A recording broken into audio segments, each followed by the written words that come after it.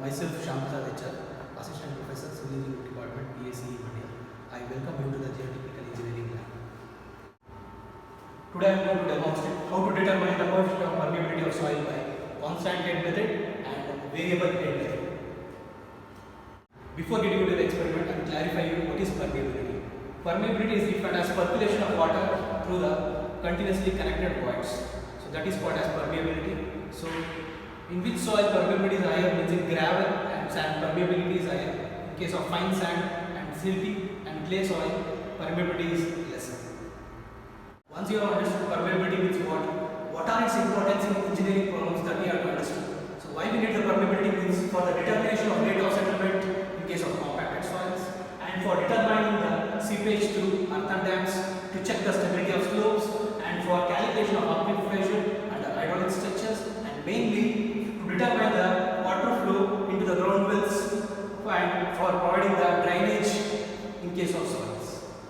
So the typical values of coefficient of permeability, that means coefficient of permeability is expressed in centimeter per second, and for different soils we get different values of permeability. As I mentioned that for coarse grained soil it will be higher, for fine grained soil it will be lesser. Similarly you can see this in the tabular column. For clean gravel you will get 1 and greater. For clean sand coarser you will get in between 1 to 1 into 10 power minus 2. For sand mixture you will get 1 into 10 power minus 2 to 5 into 10 power minus 2. For fine sand 5 into 10 power minus 2 to 1 into 10 power minus 3. For silty sand 2 into 10 power minus 3 to 1 into 10 power minus 4. Silt 5 into 10 power minus 4 to 1 into 10 power minus 5. For clay soil 1 into 10 power minus 6 and small. Based on the permeability value we can also classify, we can also identify which type of soil it is. We can identify it as whether it is clean gravel or sand or silty sand or fine sand or clay soil. We can identify it by going with the permeability of soil. First we can go on to the constant head permeability method. It is done for coarse grained soils only. This figure you can see that it shows the experimental setup for constant head permeability method. Here in this figure we can identify this will be the permeameter. L is the length of the soil specimen, H is the head of water. You can see the top tank, bottom tank, and inflow, overflow, and overhead tank it is. And you can see the outlet, and it will be collected in a measuring jar. And also airborne is provided in the permeameter. If any air words is there, that we have to remove it first. And after that, we collect the water in a measuring jar for a more interval of time. We utilize that value for later calculation of permeability of soil.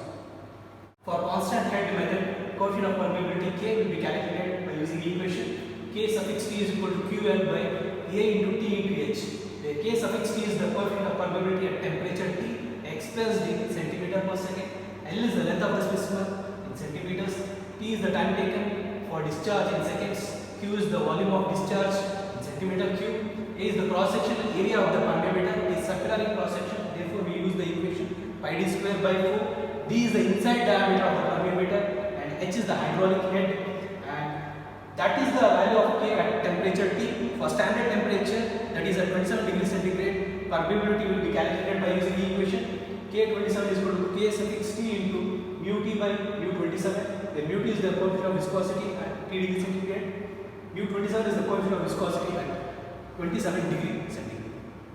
This figure shows the experimental setup for variable head method. What is the major difference between the constant head and variable head means?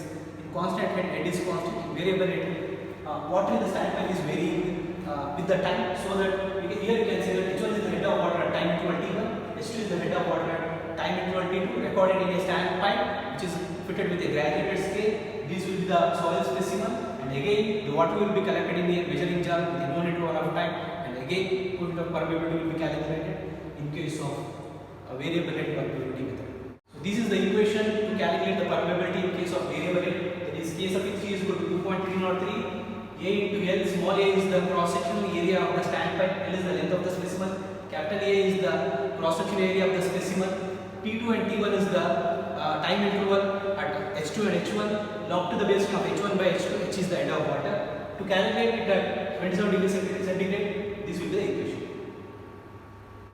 These are the observations to be made for constant head permeability method. These will be the tabular column to be made for recording the observation in case of variable head permeability. of permeability of any given soil will be expressed in terms of centimeter per second.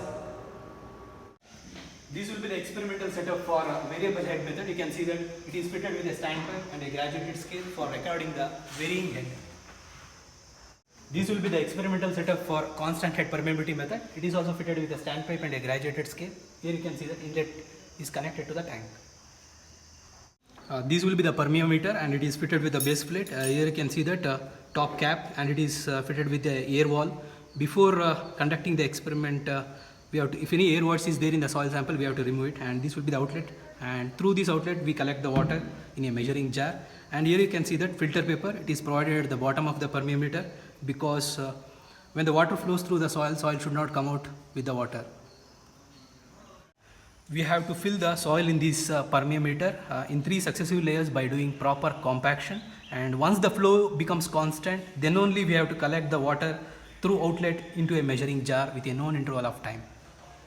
Here you can see that experimental setup is ready for the variable head permeability method, and you can see that permeometer is fitted with the inlet of water, and you can see that water will be there in the standpipe, and we record the falling in head for about 10 centimeter.